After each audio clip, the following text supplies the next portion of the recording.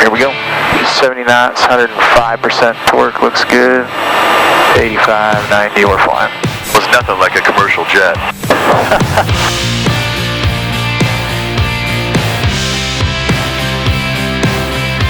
Okay. Who are you and what are you doing in the front of my airplane? I'm asking myself the same thing right about now, my man. My name's Dan Coleman. I'm a business coach, leadership and growth coach for companies, and pleasure to be able to work with you for the last couple of years. Yeah, we've been working together for like, 3 years now? Yeah? I think you're probably about right, going on 3 years now.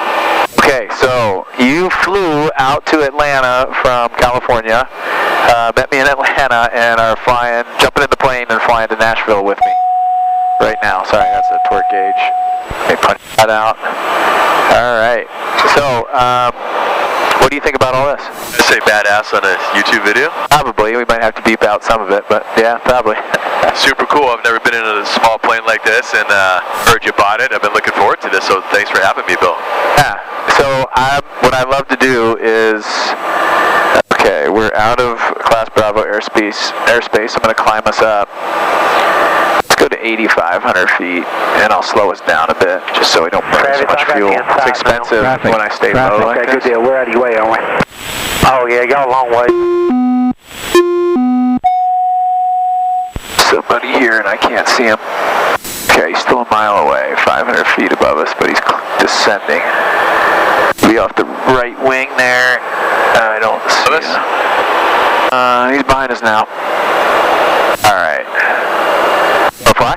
Yeah, the trolls. All right, just hold this. You don't need to worry about the feet. Pull us up a little bit and level us off. So level the wings. So a little bit this way. There you go. That's good on the nose. We'll go up to 8,500 feet. So we're climbing right now. Give you a little bit of power. There you go. Right there? Yeah. So we got 1,000 feet. That beep is 1,000. So we're a little bit left wing down. So try to level it out. You can see the green and the blue. So yeah, there you go. Make the green level. So back to the right, back to the left a little bit. You got about 300 feet to go. So keep a little bit of backstick. I'll help you with some trim. There you go. 200 feet to go. Center us up here. Activate that. All right, we're 8,500 feet. Let's go down another 200 back to 8,500. We're 8,800. You see it over there? It's a challenge. It would be way better out there. Yeah, you know what they taught me when I started flying? Don't hold the grip so tight. I remember my instructor when I was getting started, he goes, you don't need to squeeze the black out of the stick, man. Just make it nice and loose, relax. So, you see this? This is telling us we're going up. We're going up at 800 feet per minute.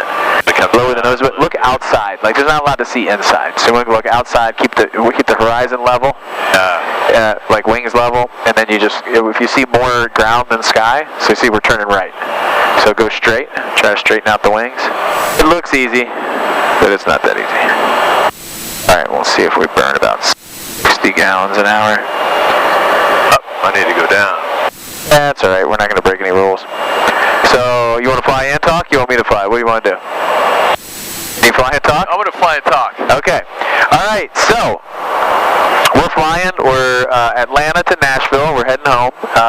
We've got a annual planning session for 2 days coming up. You're our coach. You're going to come in and work with the team. What I want to do is I want to talk a little bit about like A lot of whiskey.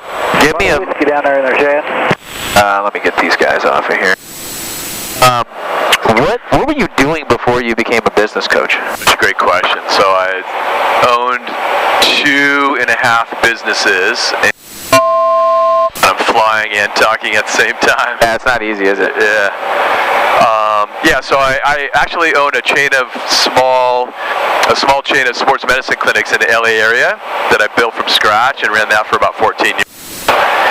Was that your first job, like at a young age, or did you ever work for somebody before? I did work for somebody before. I was an industrial hygienist, believe it or not, of all things. Okay. What is that? And it's keeping employees safe from hazardous materials. So you were punching the clock and getting a paycheck for somebody else? Yeah. How old were you then? For a little while, but yeah, it was probably, I think it was 24, 23, coming out of college, right? Okay. Coming out of college with an environmental health degree. and didn't know what I wanted to do, and my buddies were doing that type of work, so I picked up on it, and it was not for me, let's just say that. Good for some people, not for me. But why is that? Well, I was working for somebody else. I'm not built like that, I discovered. Did you know it then? I didn't know it then. I had to work for somebody else to discover that, I think. But let's I know it was a long time ago, but like, there's probably a lot of people that'll watch this or listen to it that are in a full-time job, a W-2, and wondering like what it's like, because a lot of people, I'm going to interview like business owners, entrepreneurs, people like that, right? So they're thinking, that sounds risky, maybe that's not for me, or maybe it is. They probably have this like calling of there's something more than this if they're watching this right now, right? If you can remember, like, what was the thing that you were like, I just can't keep doing this? You know, yeah, such a great question. So, you know what I remember feeling after doing that job for a couple of years, and again, quite a number of years ago, is that I was not getting anywhere close or pointing in the direction of actualizing my professional self. Doing things that I wanted to do on my own terms. Everything I was doing was on somebody else's terms. Career tracks, promotions, lateral movements, etc., right? And that's okay for a lot of people, but I discovered in that job that that path was just not for me. Yeah, it's interesting you say that, because I remember, obviously I'm still in the Navy as a reservist. I'm finishing out my career of 20 years. I'm in a flight suit right now. And but I remember just getting so frustrated with having to ask permission to go on vacation. Right. And I got denied to go on vacation a couple times. I was like, I never want this to happen again. Like, it's just so frustrating. And I started, building my business on the side while I was active duty, and it was like really cool to just see the freedom that I had in decision making and all those things. That it just, like, everybody talks about risk. Isn't that risky? I was like, man, it's risky punching the clock and working for somebody else. Like, you're at the mercy of their business being successful, not yours. So I mean, you could be fired anytime, right? I agree 100%. But this whole thing about risk, this R word, Bill, it's really interesting. If you ask an entrepreneur to define risk versus somebody that's got a 9-to-5 job, they're going to come up with completely. Right? I'm going to move that just a little bit closer. Okay, completely different answers, you said. Completely different answers. I don't think entrepreneurs look at risk as the conventional definition, because we de-risk it for the most part as an entrepreneur, right? We have the story, we have the vision in our head, so it's less risky in our head than to, other people looking in from the outside. Yep, I agree with that. Do you have any idea where you're going right now, by the way? Straight. Like, you just figured point and go? I think we're going to Nashville. Teach me some instrumentation. So you see the head of that purple needle? So this purple needle right here, yes. This instrumentation, that little diamond right there, if you, come left, I'll show you. Yeah, turn left. Okay. So a trick here in the beginning, and you're doing an awesome job keeping altitude, actually. You're like plus or minus 100 feet or so, which is the standard for new pilots when I fly with them on instruments. So right there, roll out like right here, kind of level it out. You see how that diamond is on top of the purple needle now? Yep. And we're like a little bit past it now. So there's a lot going on. Right now you got to stop a turn, and you're climbing like crazy. Look outside again. Yeah, so lower the nose, and then come back to the right a little bit. So every time you make an adjustment in the plane, more things need to be adjusted. So it's like just turning, you gotta watch pitch and yaw and roll and all those things together. So come back to the right, and what you want to do is try to come to the right, go right, go. So you wanna dot that diamond on top of that purple thing, the purple head of the needle. And so, because this is wind corrected course. The purple is the course, because we have a lot of headwind. We got 32 knots of headwind. Roll out right here. So you're going to anticipate that rollout. It's just like business, man. You got to anticipate. You're going to make 4 different changes when you change one thing. So that's about right. So now what you want to do is level the wings, like fly level. Just roll out where you can see like level outside. Look outside. Forget about the inside. Here, let me put it on. My eyes keep getting stuck on the end. Let me show you something real quick. I have controls for a second. Yep. Let me trim it out a little bit for you. But here, let me just show you what we can do here. Okay? So you don't have to be like nervous with this thing. It's a machine that can be like tossed around a little bit.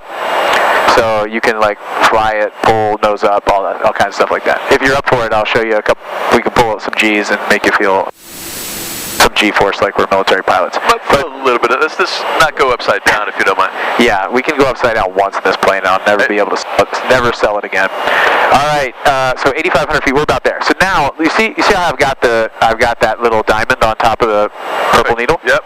So now when you look outside, what you just want to do is just pick some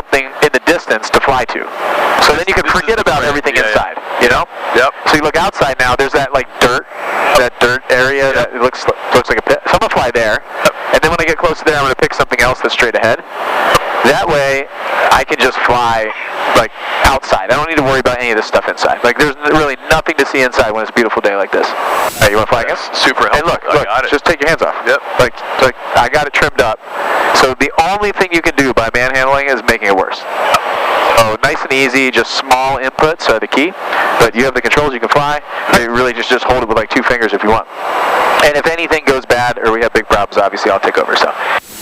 Okay, so we were talking about what you were doing before, and then when you started your first business, were you just like, screw it, I'm just going to jump in, I don't care what happens, or what was that like? Yeah, man, so I was actually a chiropractor for a number of years as well. I went to chiro school, and it was fantastic and fun, and a couple of my buddies took that path and that journey with me. We were all into health and fitness and wellness and all these different things. We went to chiro school, and when we got out, again, had another job for working for somebody else for 6 months. I lost where we're going here. It was like right there, that green patch. Yeah. And then just look in the distance and find something else. So just like, and I'm more than happy to take over if you feel. This is fun. I've actually never done this before. Usually when we fly, we just put it on autopilot and let the machine fly. But this is kind of cool. Everything's in 3 dimensions. It's pretty. Yeah. But, I mean, you don't really have to worry about the altitude much. If you climb up into those clouds, I'll get us out of there because we're not allowed to go into them right now with our clearance. And you're like, just kind of like meander. Yeah, so look outside. Like, if you want to turn over there, just turn left. And if we're pointing at it like a lawn dart, pull back on the stick some. Got it. Like right now, we're descending pretty good, so give it a little bit of back. There you go. Counterintuitive, you know? Yeah, I mean, if you try to play it like a game, like you're trying to adjust this thing, it's like not. The other thing is I got this altitude up high, so that to forget about that purple thing. Don't worry about this purple needle up there.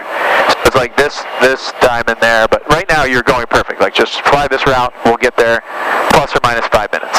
It'll be perfect. We'll find it. I could do. Yeah. Okay, so you started you were a chiropractor, and that was your own business?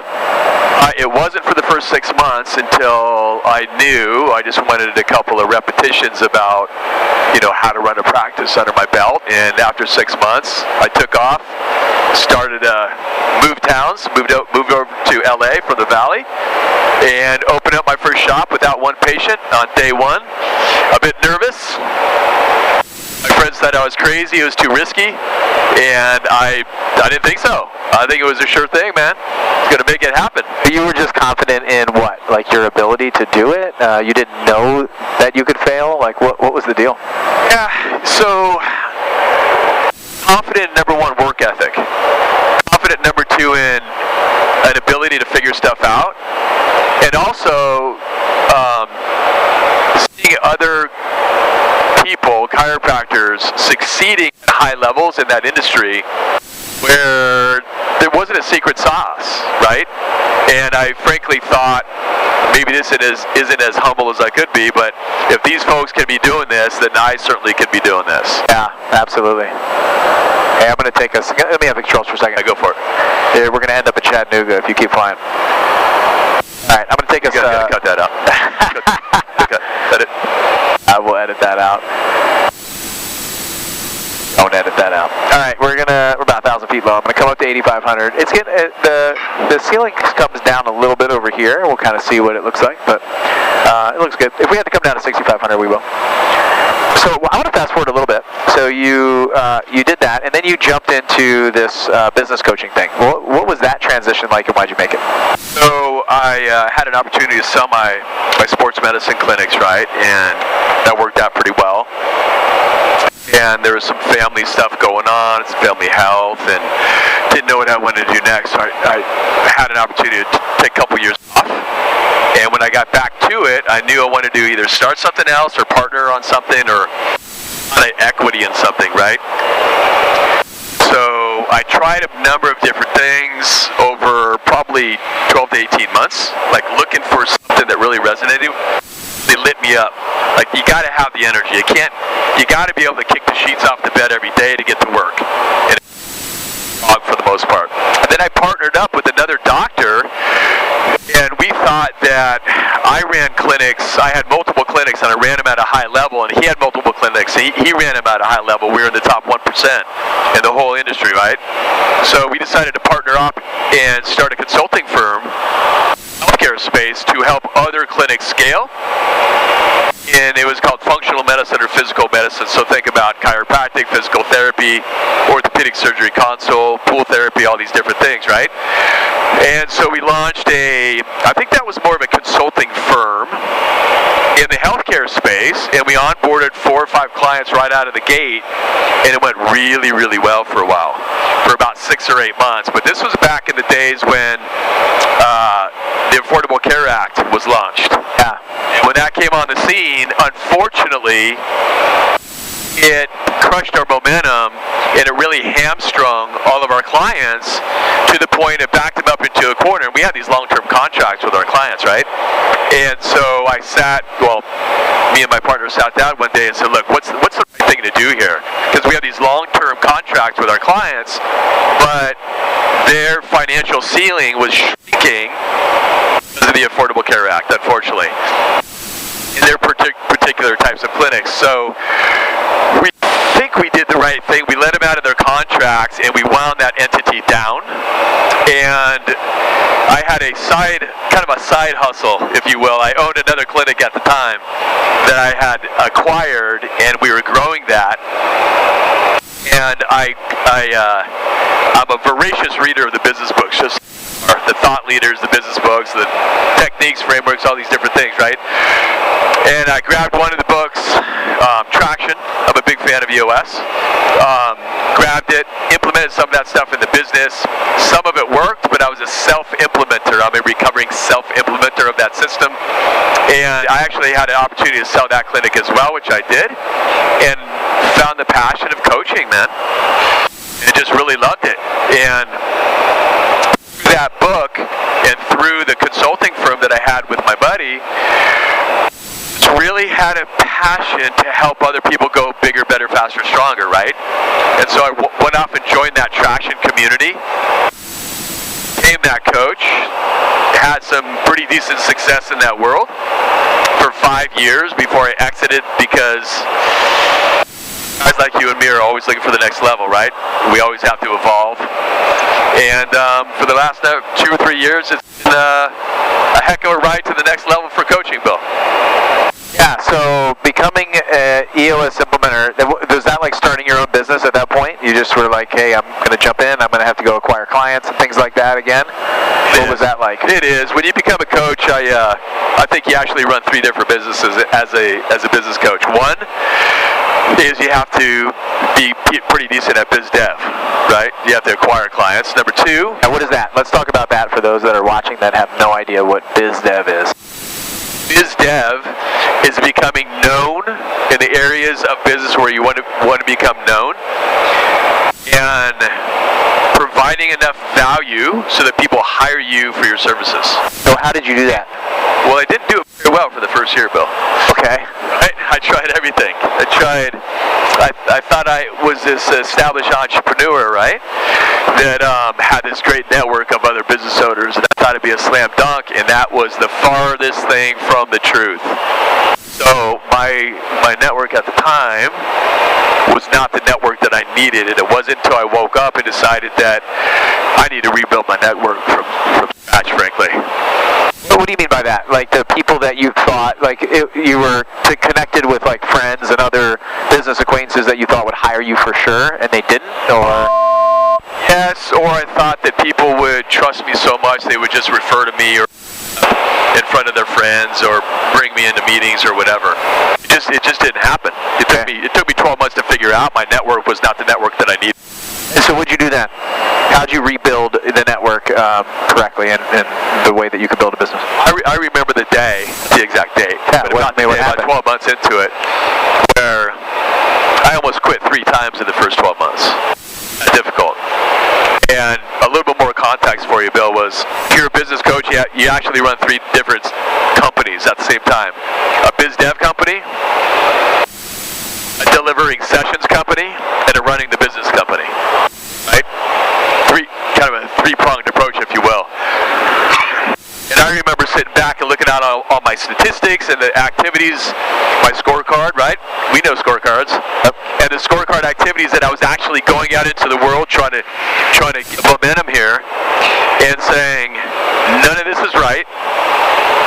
I'm going to blow it up and start over. And so it wasn't until I realized, for me anyways, not for everybody, for me anyways, I needed to go where business owners aggregated, where they hung out, where they met, where their masterminds or their networks were. As soon as I started doing that, a couple people took a chance on me to give a talk to multiple company owners, and a hockey stick right away.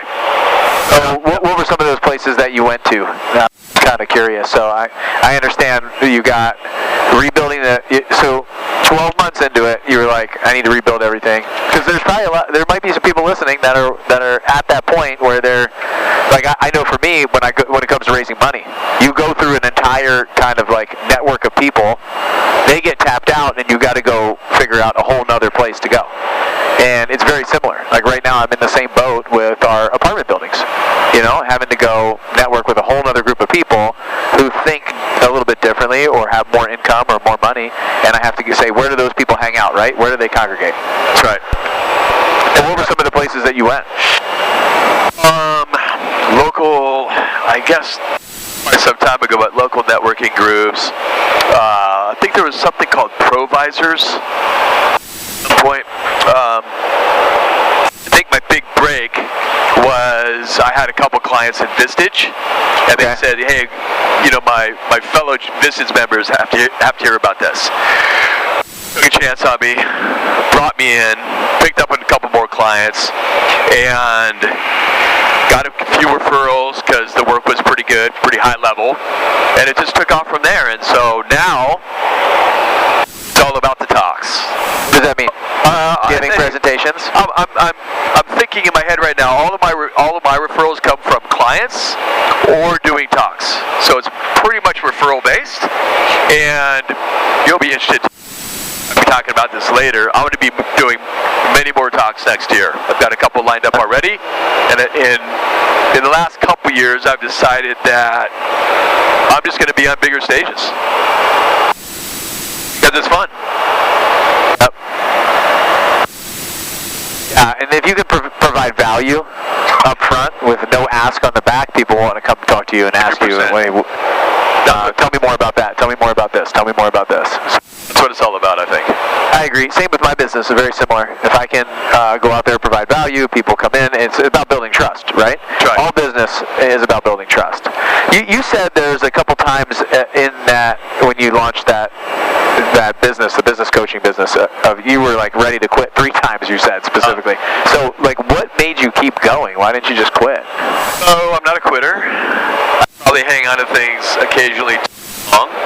I knew that I had the faith that there was going to be a great outcome because I saw it. I had other business coaches in my world at that time that I was getting to know, and I saw their life, and I saw the value they delivered to clients into the world, and I knew that was for me. But the first year was just a stumbling block.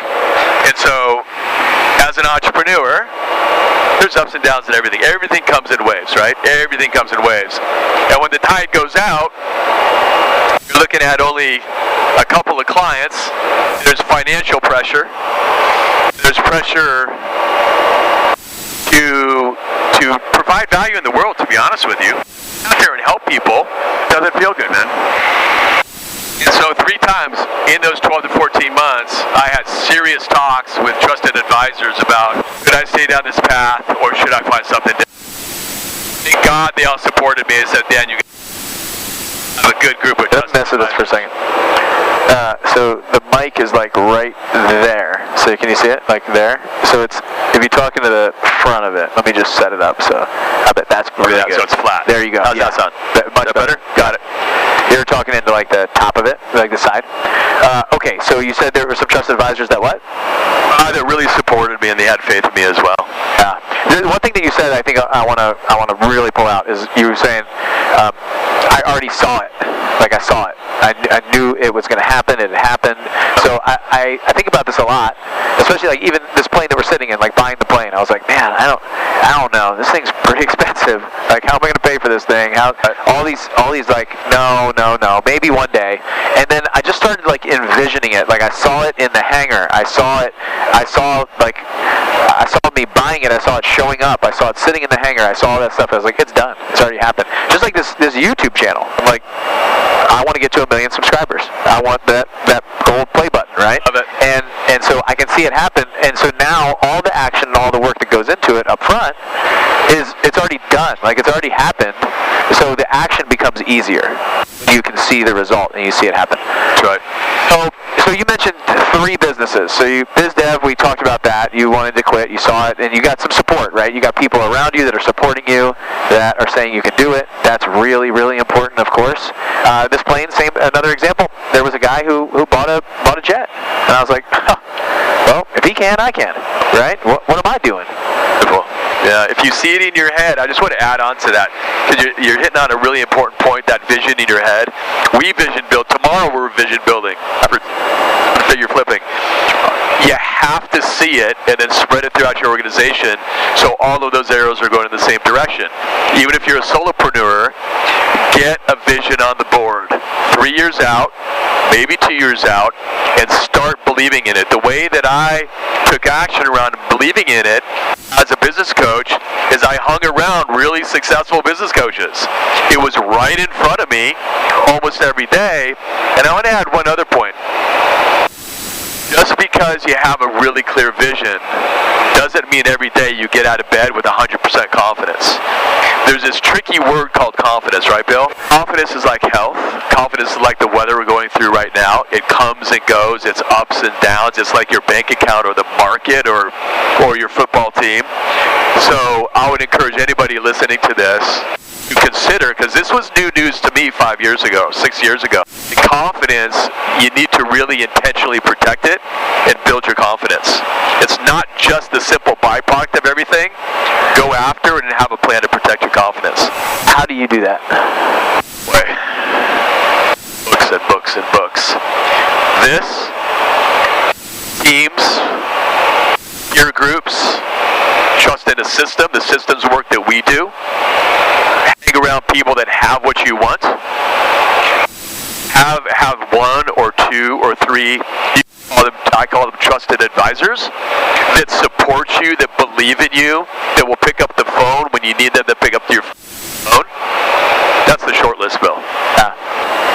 I find a lot of times it can be pretty lonely. So when you're running a business, especially at the higher you get, the higher level you go up a level, and it gets pretty lonely, and you have to go out there and I feel like there's 2 ways to really do that. You either like buy your way in, or you kind of like work your way in. That's right. So you either like volunteer or help somebody or figure out how to jump in and use your time. But what I've found is a lot of times I'll buy my way in. So I'll join a program, a group. I'll find somebody who's way ahead of me, who has already congregated those people, and then join their group and pay to be in that room. I know that if I am attracted to that person who's way ahead of me with their values and their character and all that stuff, then the other people that they're attracting are going to be similar to me. Right. And so that's what I've done in the past. It's been really helpful. But then that doesn't even stop there, because you have to get vulnerable. You have to share. You have to be willing to say, hey, I feel a little lost right now. I need help. Right. And that's the hardest part from like leaders and people who are running their own company. They don't want to show weakness because they can't do it around their team and their staff, but you can do it with your mastermind group, your tribe, your people, and you really have to do it. And I'll tell you that, like, when somebody does it and breaks the dam, the water just keeps coming. Everybody's got a problem, like, that they're willing to share. So vulnerability and honesty and openness is really important. It really is, and I think you and I are very like-minded around the three legs of the business stool, right? Yeah, let's talk about that. You taught me that. I love it. Yeah, 3 legs of the business stool. Even if you're a solopreneur or you're going to build a company, you have a lot of people. 3 legs of the business stool for consideration, right, is first, as a business owner, be a member of a peer-to-peer network. buy your way in, earn your way in or buy your way in, just like you said.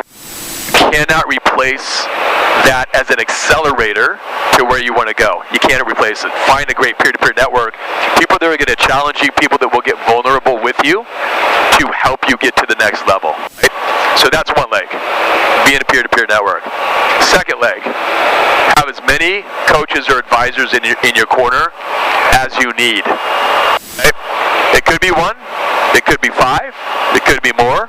I've got 2 or 3 right now, and I'm a solopreneur with one assistant.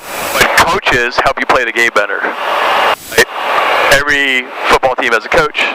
Pilots have coaches, etc., etc. So, be a member of peer-to-peer network. Have as many coaches as you need. And the third one is, if you are going to develop or build a company, whether it's flipping, multifamily, real estate, whatever it is, develop a system. Embrace a system upon which to run your organization. There's a lot of them out there. I left the last one for certain reasons. I'm in a coaching group. My peer-to-peer networker is something called Pinnacle Business Guides at this point. 110 other coaches doing this work, helping companies level up. And I just think those 3 legs of the business stool, when I learned about those years ago, man, that changed a lot for me. Got me super focused. I love that. I think it's really important, and we teach all of our students in our mastermind that everybody I see that's operating at a high level is doing all of that. Like they're in some sort of mastermind, some sort of group of people, whether it's paid or not paid. I mean, there's lots of different options out there, but they have a coach. Like everybody has a coach. Every high level person has a coach. I think of Tiger Woods. I think of Michael Jordan. I think of some of the best players ever to live. All have coaches. There's a related theme in here, if I could get in here for a second, with the entrepreneurial-minded folk, right? It's this, I call it the entrepreneur's virus, deciding between what you can do versus what you should do. Entrepreneurs think they can do everything, but the smart entrepreneurs realize there's a lot they shouldn't do, even if they can't. There's not enough time. It's not high gain activity. It's in the weeds. Define it any way you want, can versus should. Something to think about. Yeah. Okay, so you started this business. You realized you're running like multiple businesses inside of one business. You wanted to quit multiple times. You grew your network. And what's it been like now? Like how long have you been doing that for? And what are some of your like success stories or things like that? Can you share some of that too? Sure, awesome. So when I was in that other system, I did that for 5 years. Found a lot of success. I was the #1 guy in the world out of 400. For a quarter or 2, I was notified before I left that system. So that worked really, really, really well. And there was also, with all these, as powerful as any prepackaged system is, there's always limitations, right? There's no 100% solutions out on the market, right? So because that other system went through a lot of internal corporate changes, I decided to leave that behind and join Pinnacle Business Guides. It's a different approach. And some of the successes, I've been running with the full book of business for a number of years now. Very fortunate and grateful every day to be at the level that I'm at with business coaching around business operating systems for leadership teams. I always on my calendar keep a couple of slots for a couple of awesome new clients in case, because I talked to a lot of different companies. But some of the success stories, I don't know, in the last 3 years, I think probably 8 or 10 of my companies got sold. Right? So something's working for sure. Other success stories is when I get to see leaders build leadership teams and the owners do things like they start to live their ideal life, their best life, where they're not buried in the company. I like to say sometimes their organizations own them instead of the other way around, because it's supposed to be the other way around. So if you can figure out how to get it the other way around, that might be a good thing. There's some things that you see that are common that hold folks back. So there's probably some people watching this now that are, and if you're watching, make sure you hit the subscribe button, okay? And when I put out other videos like this, if you hit that little bell, you'll be notified of a new video that drops. So make sure that you guys do that if you like this stuff. So some of those people that are watching now are probably actual entrepreneurs running a business, and they're probably feeling what you just said. Like, they're running around doing a lot of things. It's all them. Like, how do you unplug from that? Because they probably left the job to create a business to support their life, but now they're working way more and probably making less money than they were in their job before. So what are some things, some common themes that you see, and some advice that you would give to those folks? To have a vision to get you out of bed every day, for sure. That's the first part. Where are you going? You got to aim at something. It's not perfect. It's something in 4-color on the board that inspires you, whatever that is. Do that first. Then as you go and grow and you start to get some momentum, challenge yourself every day or every week about the things you should be doing versus the things you should not be doing. Over the years, I've been asked, of all the companies that I've ever worked with that do the best, Bill, what is the one common denominator? And I finally figured it out a number of years ago. It's the companies that go the biggest, best, the fastest, the strongest, literally develop an obsession around building teams. Starting with the leadership team, even if it's your first hire, right? Literally get a team and stop being a solopreneur. Get somebody else to give the things you should be doing too, so you can be doing more of the bigger things. Those are some of the low-hanging fruit, Bill. Yeah.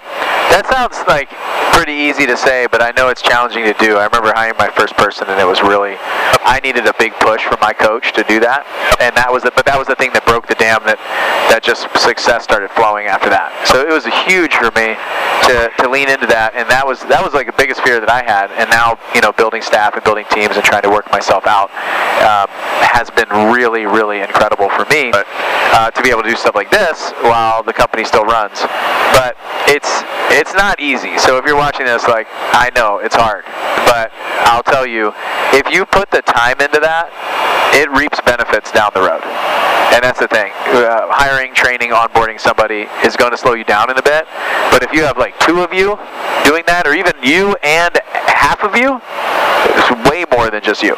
Get a fractional assistant. Really. I mean, I have an assistant, and for the first few years, everybody said, get an assistant. And I didn't know how it worked, and I finally did. It changed my world. Yeah, absolutely changed my world. And by the way, everything we're talking about right now, remember, as a visual, I'd love for people to consider layering it on top of the 3 legs of the business, right? Have coaches, be in a peer-to-peer network, run your organization on some sort of system. So you've worked with some companies, 8 to 10 companies have gotten sold. What are some things that, what are some big challenges that you've hit? So we go through these like tests and trials and things like that. What are some big challenges that you've had where you have had to overcome them? Because I think all that stuff, as it breaks down as we go through these trials, it makes us stronger and better and moves us towards mastery in our field. Sometimes the biggest things that knock us down are some of the biggest things that move us into the kind of the next level of our business and life. The biggest challenges? Yeah, some tests and trials, some things like that during your time as an entrepreneur. Like, what are some things that have really set you back and knocked you down? Like, I'll give you an example. For mine, my company, Blackjack Real Estate, we got hit pretty hard. I got myself out of the business. We're doing well. My COO was running things, and then it just started to kind of dip down. And honestly, I thought, okay, Bill, you thought you were really good at what you did. Maybe you're not so good. And it started getting into my head, right? So I had to make a bunch of changes. I had to either jump back in. I ended up finding a partner, bringing him in, and letting him run with it. And he's starting to scale up the business again now. But still, it's kind of it's a little bit of a hit to the ego, But going through all of that allowed me to basically, I had to come up, look at the company, and try to figure out my next steps with all the other things that I was doing. And I think I made a good decision. I really like where we are right now. I like the relationship between me and my partner Adam. I love that I could keep some of the staff on. I love that some of the staff went and started their own companies. And it's been really amazing to watch that unfold over the last year. Yeah, a couple of challenges come to mind. First of all, COVID. Okay. 30% of my clients evaporated in a month. Less than that. 3 months later, they all came back. Some more. When everybody decided, wait a minute, this is a great opportunity, our business is slower, let's improve our business at that time. So that was very challenging for a short amount of time. Leaving the other system that I had so many repetitions at, even though I knew that was going to happen sooner or later anyways, that was a little challenging as well, to be honest with you. And it's turned out to be one of the best business decisions I've ever made. So that was challenging. It's challenging for me with the way that I partner with my companies, as you know, to see any of my clients struggling for whatever reasons. I've got a couple of clients now going through some challenging times. Luckily, they're in the minority, partnership issues, people issues, types of things, that these couple of issues are bigger than the normal ones. Because there's always issues, right? You're dealing with people, there's always going to be issues. But I've got a lot of optimism they're going to make it through. Those are some of my biggest in the last couple of years, Bill. All right. We are 20 miles away. Oh, short flight. So we'll be landing in like 5 or 6 minutes. So like if you look out here, it's really nice, but we got the rain in our face, so just visibility is a little down because of the rain. A couple other questions I have. One that you may never have been asked before. I have no idea. But what is and I have a captive audience here in the cockpit of the airplane, so like pretty much you got nowhere to go. Right. Like you can't just turn off your Zoom. You can't do any of that stuff. You definitely can't jump out. I wouldn't recommend it. It's a bad idea. What is something that, like you've probably done a lot of interviews, a lot of talks, what is something that you've never shared with anybody else about business or life or something like that that might be interesting about you? Never shared? Yeah, never shared, or maybe like never shared on an interview, never shared out on stage, some things like that. Like what is something, because I mean there's a lot of people that are interested in you, your business, me, the things that we're doing. Like I want to give them some very interesting things about us, like either we're openly sharing. I think we call it in the military like opening the kimono. So like we'll go on a flight, we'll screw something up, and we come back and we're like, hey, you know what? I'm going to tell everybody about this because I don't want it to happen to them. And it's not something that I would, like I'm basically like telling on myself. It's something that I did. It's something I've gone through. It's something that I think is important to share. It would be in my biography or autobiography or something like that down the road. What's something that you don't talk about a lot or you don't share or that you think would be very valuable for somebody? On the business level. Yeah, business, whatever, anything. I did a biggest thing for me that I've ever shared was a podcast. There's probably two. One was me coming back from church and doing this podcast about God and sharing my faith and what I believe on the show. The other one was me talking about my wife asking me for divorce and everything that I had to go through for that whole year. Yeah. And it was really powerful. The biggest feedback I got was from that show because I think a lot of people don't talk about those kind of things, and it's not. Those are some personal examples, obviously, but the same thing happens in business. Like, hey, I went bankrupt. This thing happened, or this thing happened, and I don't talk about it a lot. And people, because I want people who watch this to realize that. Yeah, we're flying an airplane. I'm interviewing high-level entrepreneurs that make a lot of money. They have a big business, and it feels you can't relate to a lot of that stuff, right? But you can relate to the difficult things, to the challenges, and the stuff that we don't talk about very much. Stay off YouTube for that stuff, right? Yeah. I mean, YouTube is all about the awesome stuff. So here we go. You ready? Yeah, I'm ready. It's being alone. Hey, tell me more. Professionally and personally. So I come from a small family. I lost both of my parents, lost my brother. Thank God I've got Diana and my 2 kids. All of my relatives are back east for the most part. Then if you have a Venn diagram, right? And if you superimpose something like that, it's because I've got friends that 3 or 4 siblings, their parents are still around, and 35 people for Thanksgiving, and that's just not me and my family. When I hear those things, I'm like, man, that sounds fantastic. But don't get me wrong, I've been through that. I've had some of that stuff.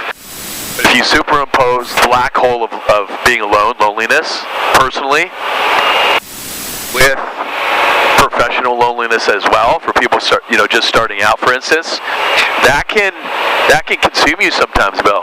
It's consumed me in the past. It's caused me a lot of anxiety and stress. It's caused me to reach out. Thank God I'm pretty decent at reaching out and asking for help, because if I wouldn't, I'd be in trouble, personally. So the sense of being alone is the one, Bill. And have you been like that before? Like, have you felt that in business and life before? No, I have. I've been through a lot of family stuff, family members, health, sickness, losing them over the years, right? And for years now, especially as an entrepreneur, when I started my first business from scratch, I think that's when it all started, this sense of loneliness. I remember my first clinic, right? I built it. I borrowed $25 grand many years ago from a wealthy friend of mine because he had faith in me. By the way, he paid the $25 grand back in 2 months. It's fantastic. And remember sitting in this office, this big clinic I built, without one patient, with no staff, with no system, with no coaches, just the faith that's going to happen. And I'm going to show up for 12 hours a day and I'm going to make it happen. But that sense of loneliness is heavy, and it's real, and there's a professional side to it, and there's a personal side, and if you have both sides at any extreme level, or any level at all, and they get superimposed, get on the phone, please. Talk to people. Get in a peer-to-peer network. Just connect with another human. My advice. Awesome.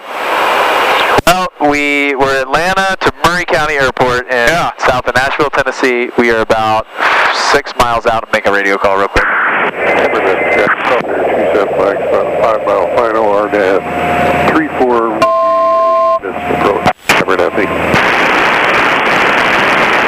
Murray County traffic, TBM 975 Charlie Alpha, 5 miles to the southeast. We're inbound to Atlanta 24, full stop, Murray County. Double traffic, 570 Mike Tango Bay 36. It's the worst weather in this plane you've ever landed in. Oh, I'll show you a video of it. We just actually captured it on video. It was like lightning, crashing all the you sideways? Crazy. Blowing you sideways a little bit? Yeah, there was some nasty wind. Murray County traffic, TBM 975 Charlie Alpha. Nervous? 24, full stop, Murray County. What's that? Were you nervous? Was I nervous? No, not really. I don't fly this plane in too bad weather. The lightning was like in the distance. We were landing like right here, and the lightning struck like right over there by the mountains. I got it on video. It's right on the front camera. That's the cool part about having these cameras. It was awesome. Alright, flaps are coming down. Inertial separators coming on. Yeah, this has been awesome, buddy. Appreciate it. 30 seconds for jumpers. Please talk to 10,000 feet below. Go. Alright. Airport 5. Gears down, flaps are landing. 7 miles to the west. Maneuver for the 500. Go off, yellow dampers off, check is complete. My tank is downwind to 36 shuttle. Murray County traffic, TBM 975 Charlie Alpha, final 24, full stop, Murray County. So if you see those lights, we got 4 white lights out there. I'm looking for 2 white and 2 green to be on glide path. I'm usually a little steep on my approaches. I'd rather be steep just in case anything happens to the engine on final. Then I can hopefully, drop the nose and glide in. There we go. Gears down. Checklist complete. 0.24.